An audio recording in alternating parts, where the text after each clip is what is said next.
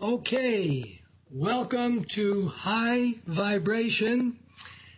And if you want the best in life, as I think everybody does, this is definitely a place where you can raise your vibration. The higher your vibration, the more inclined you are to have miracles in your life. In fact, your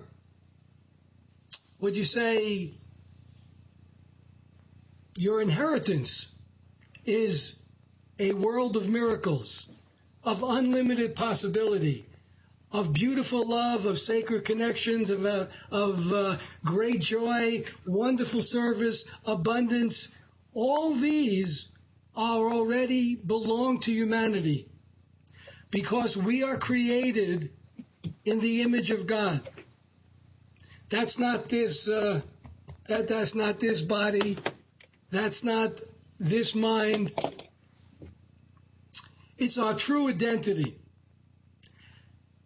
And when people are willing to remove the conditioning, and we've been strongly conditioned to forget who we really are. We are that one that's eternal, deathless, all-knowing, brilliant, full of love, and absolutely abundant. And as we begin to remove the barriers of the conditioned mind and step into the zone of the high vibration of the connection with the true brilliance, the only reality, life changes. It's not easy because we've been strongly conditioned. We really need to dedicate ourselves to this purpose. But when everything is waiting for you to bless you, to love you, how would it feel not to have any burdens on your back, on your mind? I think most people would want that, not to be burdened with life. And yet life is a tremendous struggle. It's very challenging.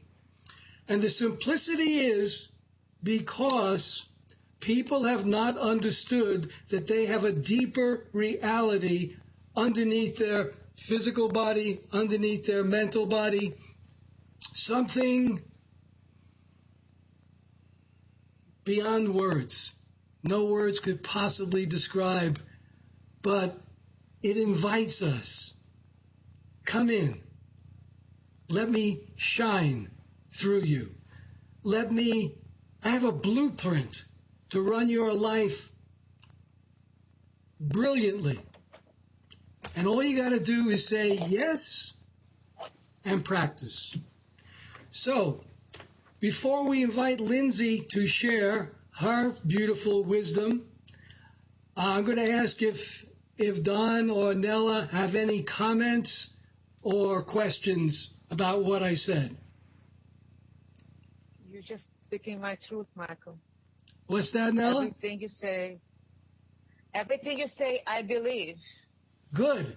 Can you hear me? Everything, there is nothing I would change in your words. Well, thank you. You are so blessed, as you know, for having that understanding. It is a sacred treasure beyond imagining, and it can only get better, and it will get better because that's the divine plan. So let's see here. I have Lindsay aboard, and she is a mindful living coach, fostering awareness without judgment and bringing the highest potential to the present moment. That sounds awesome. Lindsay, would you share some of the brilliance that will come through you, please? Okay. Well, I really want to tell you a little bit about myself. Can you guys hear me fine? Yeah. Yes. Okay, great. When I was in first grade, my parents got a phone call. And they said, come on down, there's a big problem. So my parents went down and they said, we think your daughter's mentally slow. My parents knew that that wasn't right, but I was miserable. I was upset. I was crying. I couldn't read. They took me to the pediatrician. I lived in Baltimore, Maryland, and the pediatrician knew a lot of people at Johns Hopkins that were studying dyslexia. And it turned out I got tested that I am gifted and severely dyslexic. That is the burden that I walked into in human form. I didn't really know how to read well until I was third grade, and I went to a special ed school. Now, I want you to know my whole family got tested. It turns out my dad's dyslexic and my grandfather and my grandmother and all these people, but so is my brother. And my brother also went to a special ed school, and he is now a colonel in the Marine Corps. So from there, where does that take you? Well, when we're talking, and Mike was talking about a burden, yes, genetically, I have been inherited this burden of dyslexia, as what you would call it. And it can be traumatic. I hated myself. I had absolutely low self-esteem. I really was a miserable child. But through that suffering and that awakening of that burden and realizing that actually a burden or something that's negative comes out the miracles that Mike was talking about. And the miracle for me is I got into special ed. I ended up becoming a special ed teacher, rising up through the ranks, becoming the head director of a special ed program that works for emotionally disturbed kids, 3rd grade through 12th. They're bipolar, schizophrenic, autistic, lots of them sexually abused, a lot of their parents are in jail, foster care, gangs, pregnancy, the whole thing. And I worked there for 23 years, and I loved every single one of those children because I saw the perfection that Don was talking about that we're all born with. So we have, and we do come as humans into this time period is what we're talking about. And it is, quote, a burden comes. When you were born, my gosh, can you imagine the trauma every child goes through waking up into this world? And then as you go, other things come, obstacles and even physical pain. When I was 12 years old, my legs ached so much because I'm 6 feet tall, and I grew so fast. So we have these obstacles. Everyone has a story. Every single person has a traumatic story. But it's what you do with your story. See, life doesn't happen to you. It happens through you. And once it happens through you, that means you are the master of the divine, and you are the master of your own miracle, your own thing. I like to think of it as in 10. 5% of us, 50%, 5 fingers, is very genetic. And we need to be aware of that. I was born 6 feet tall. I was born a female. I was born dyslexic, so forth. Maybe I don't have poor eyesight. I have really, really long arms. Lots and lots of things, genetic. Also, I have, optimism, pessimism, those kinds of personality traits, and also traits of maybe if you get addiction, things like that. Some people are more prone to addiction, so you have that. Then I believe 1% is environment.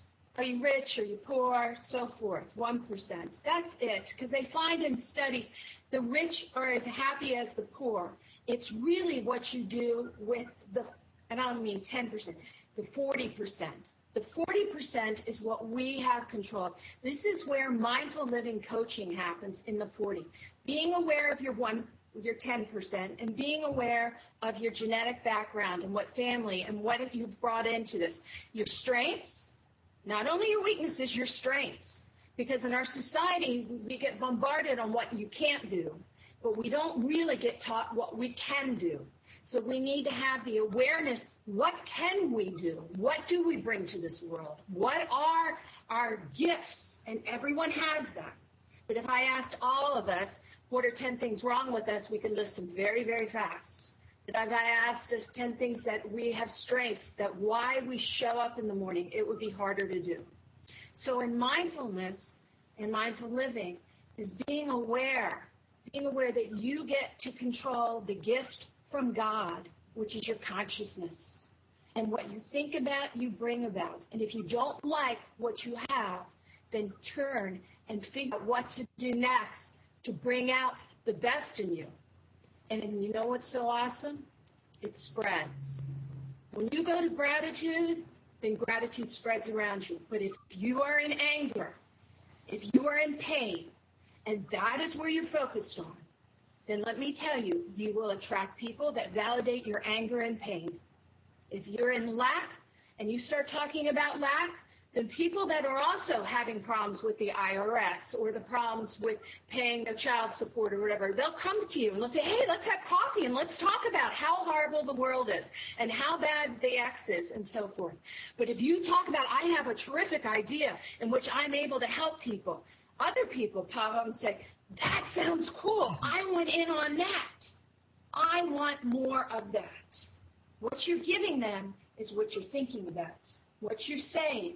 And sometimes you have to fake it to make it. Sometimes you have to get up and count your gratitude even when you don't feel like it right now.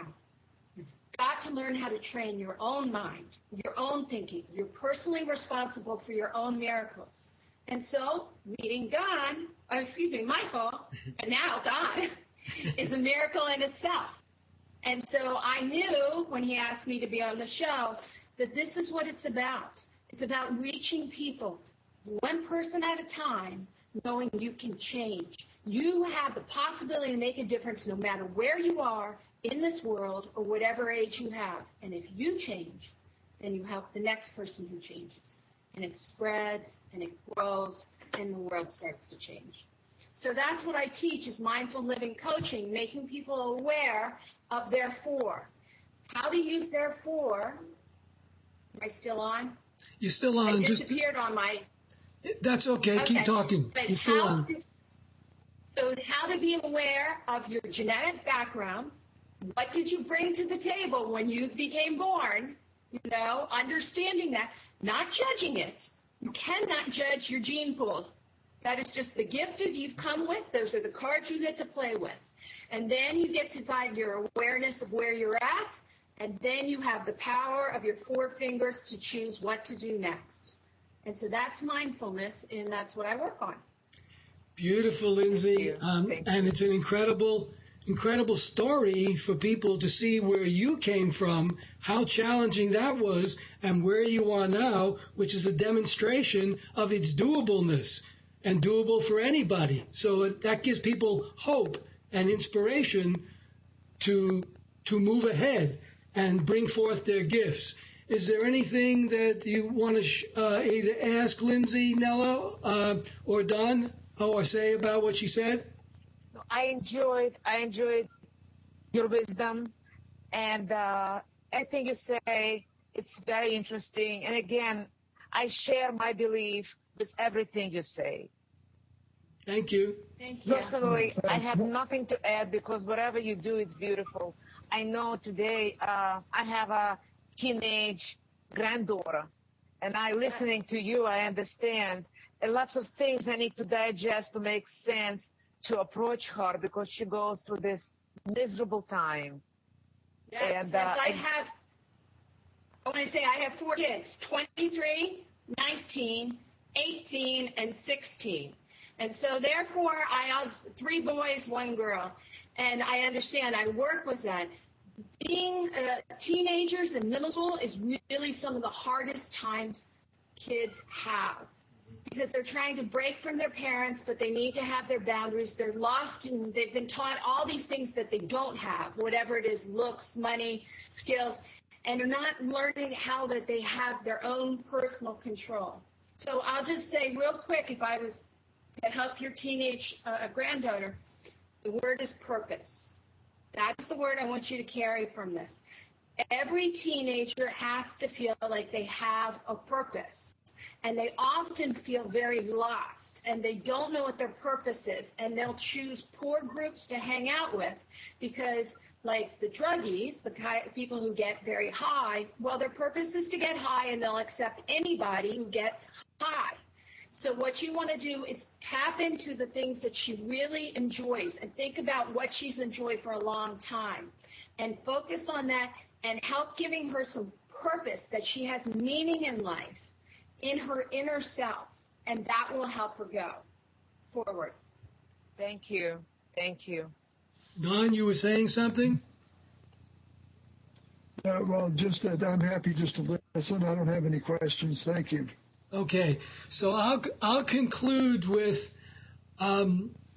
we invite, I'm going to be sending out, if this is okay with everybody, to send this out to the world so people know that there's possibility. People know that there's goodness waiting.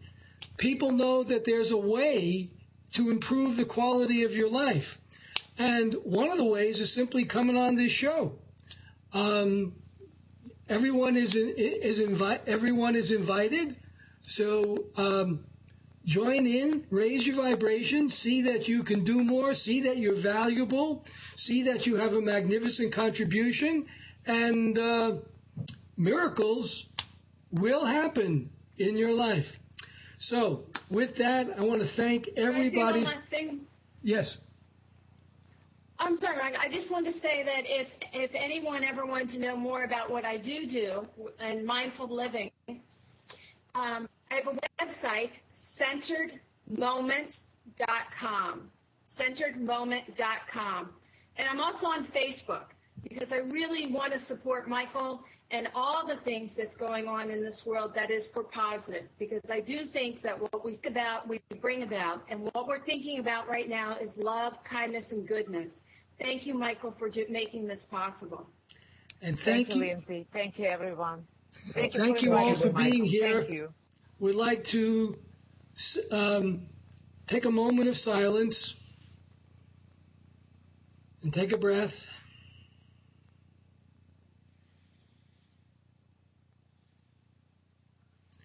And let's send this wonderful energy out to the world. May it touch those who need to be touched with this message. And may they take a step, because one step in a new direction can totally alter your life. And so with that, blessings on the journey. Thank you so much for showing up, Lindsay and Nella, for showing up, and Don. Really appreciate all of you. Love you so much. And we'll see you on the inner and sometimes on the outer. Okay, bye-bye.